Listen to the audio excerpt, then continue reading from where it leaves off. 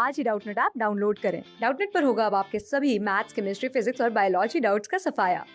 बस अपने क्वेश्चन की फोटो खींचो, उसे क्रॉप करो और तुरंत वीडियो सोल्यूशन पाओ। Download now. क्वेश्चन में दिया गया है कि ये हमारा एक सिस्टम है जिसमें ये हमारा वेज हो गया, ये हमारा ब्लॉक है, ये एक फिक्स्ड पॉइंट है और कुछ इस तरीके का हमारा सिस्टम है। अब वो हमारा जो ये सरफेस है और ये वेज है, इसके बीच का जो कॉन्टेक्टिंग सरफेस है वो रफ है, और सिमिलरली एम और कैपिटल एम के बीच का भी जो सरफेस है वो भी हमारा रफ है। तो यानी फ्रिक्शन हमारा लग सकता है इनके बीच में। तो इसके बेसिस पे हमको बताना है कि हमारे कौन कौन से ऑप्शन करेक्ट हैं। तो बेसिकली फ्रिक्शनल फोर्स के बारे में ही मेनली पूछा जा रहा है। अगर हम देखें हर जगह तो हम निकाल लेते हैं कि हमारे फ्रिक्शनल फोर्स कितने लगेंगे। अब अगर हम देखें ध्यान से तो ये हमारे जो दो पुली हैं ये दोनों अटैच हैं एम से, और स्मॉल एम हमारा ये भी हमारा कांटेक्ट में है।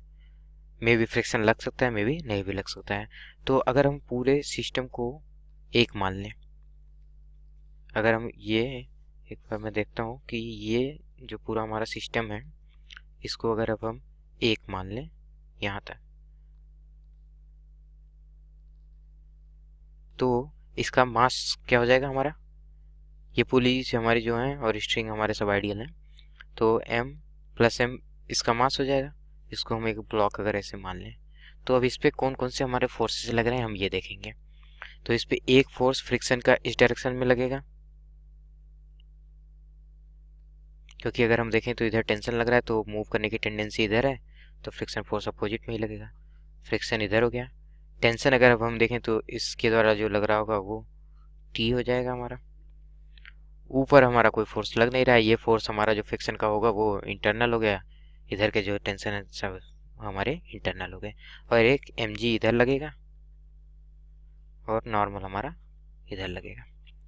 तो अब यहाँ से अगर हम देखें तो अब कहा भी गया है कि हमारा जो सिस्टम है ये इक्विलिब्रियम में है, तो हमारे सारे फोर्स बैलेंस होने चाहिए। तो टी इज इक्वल टू हमारा क्या आ जाएगा, फ्रिक्शन के बराबर। ठीक है, टी फ्रिक्शन के बराबर आ गया।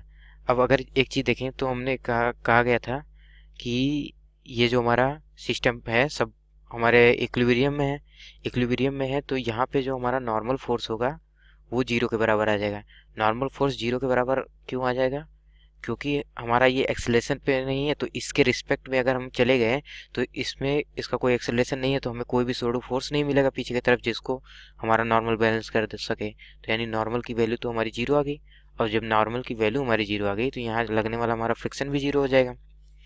तो ये फ्रिक्शन अगर यहाँ पे जीरो आ गया तो इस डायरेक्शन में देखेंगे तो सिर्फ टेंशन ही इस मास को बैलेंस कर रहा होगा। अगर हम स्मॉल एम को सिर्फ देखें तो इस पे अब कौन सा हमारा फोर्स लग रहा है, इसका एम जी एक लग रहा होगा, और इधर एक हमारा टेंशन लग रहा है। इधर नॉर्मल हमारा लगना चाहिए, और अगर फ्रिक्शन फोर्स एग्जिस्ट कर रहा है तो वो भी हमारा लगेगा। मान लेते हैं कि अगर एम जी हमारा डोमिनेट कर रहा है तो किसी भी डायरेक्शन में फ्रिक्शन लग सकता है। लेकिन अब इसके रिस्पेक्ट में गए तो हमें इस डायरेक्शन में तो कोई फोर्स मिल नहीं रहा है, तो नॉर्मल की वैल्यू हमारी आ गई जीरो, सिमिलरली आ गई फ्रिक्शन की वैल्यू जीरो, यानी टी इज इक्वल टू आ गया हमारा एम जी के। ये टेंशन तो सेम ही होगा सब स्ट्रिंग में, तो ये मतलब एक स्ट्रिंग में जो टेंशन होता है वो तो सेम ही होता है ना।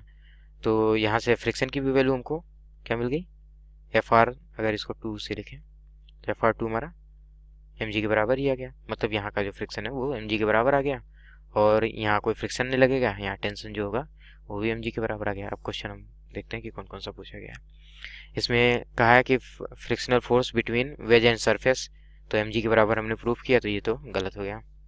दूसरा कह रहा है frictional force between wedge and surface is M G, correct हो गया। Frictional force between wedge and block zero, ये भी करेक्ट हो गया। Minimum coefficient of friction required to hold the system in equilibrium is इतना। अब अगर हमको मिनिमम कोफिशिएंट ऑफ फ्रिक्शन निकालना है तो हम फिर से अपना ये देख लेते हैं पूरा ब्लॉक। तो हमने टेंशन की वैल्यू एम जी निकाली ही थी, तो एम जी के बराबर हमारा फोर्स लगना चाहिए फ्रिक्शनल, तो म्यू इंटू एन के बराबर होता है, और एन की वैल्यू हमारी किसके बराबर थी, एम प्लस एम जी के बराबर हो जाएगी। तो एन की वैल्यू हमारी बराबर है इज इक्वल टू इसके केस में एम प्लस एम जी के बराबर। यहाँ से अगर हम म्यू की वैल्यू निकालें तो हमारा क्या आ जाएगा, ये m by M plus M के बराबर आ जाएगा। जी से जी हमारा तो कैंसिल ही हो जाएगा। तो अगर हम देखें तो यहाँ से हमारा फोर्थ ऑप्शन भी करेक्ट हो गया। तो म्यू की वैल्यू हमारी, सॉरी ये म्यू था, म्यू की वैल्यू हमारी आ गई m by M plus M. So that's our answer. Thank you.